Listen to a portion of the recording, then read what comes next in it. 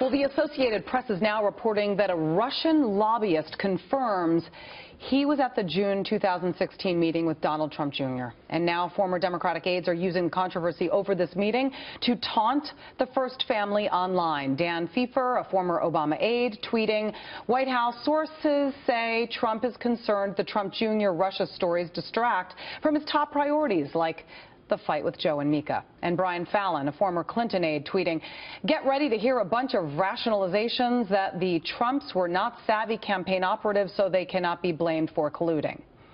And there are more. Fox News media analyst and host of MediaBuzz, Kurtz, joins me now.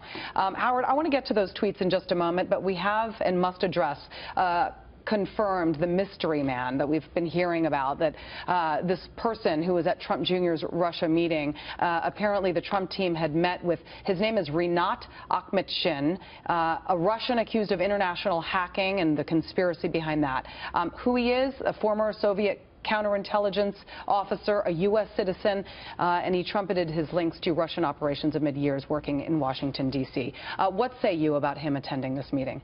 Well, first of all, the fact that he was accused in this lawsuit a few years ago of hacking into a company's computer system has got to be a head-snapping detail for anybody who thinks there might be any connection to the Russian hacking in the U.S. election campaign. But also, in terms of the White House damage control here, they have managed to turn what might have been a 1 or 2 day story into a 9-day story. Who knows, maybe a 9-week story, because Donald Trump Jr., in slowly acknowledging to the New York Times and then putting the emails out about the meeting he had with the Russian lawyer, never said anything about a former Soviet counterintelligence agent also being in that meeting. So if we wait until a news organization, NBC in this case, broke it, it just gives the impression that they are not getting out in front of the story, that they're still hiding details, when, you know, what he should have done is put it all out there, take your lumps, and then try to move on.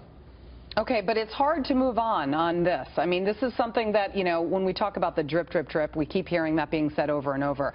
But this is another drip. And, I mean, the Trump administration tried to get out ahead of the New York Times by preventing further drip, by going ahead and releasing the emails. And at this point, all we knew is that Donald Trump Jr., Paul Manafort, and Jared Kushner were at the meeting, in addition to Rob Goldstone, who actually set it up. He was the one who was on those emails.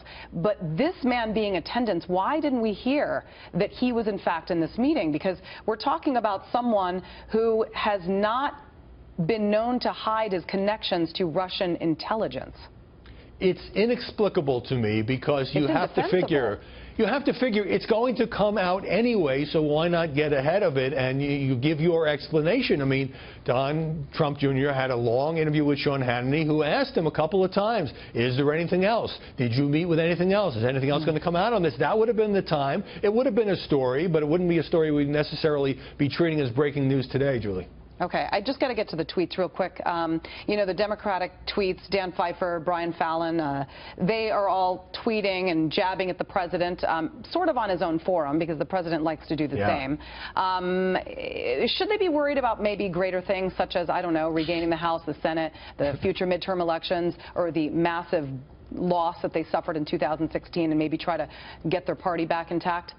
Well, these former Barack Obama and Hillary Clinton aides have every right to do this, but, you know, I've dealt with them over the years in the campaign in the Obama White House. They were, you know, pretty serious and cautious guys, and now there's just sort of a taunting and trashing, particularly in light of this Don Jr. controversy, quality to these tweets, even bringing in people like O.J. Simpson. Now, they could say, look, the president, you know, puts up wrestling videos and he attacks cable hosts by name, but it seems to me that it's almost therapeutic for them. They are kind of preaching to the liberal choir.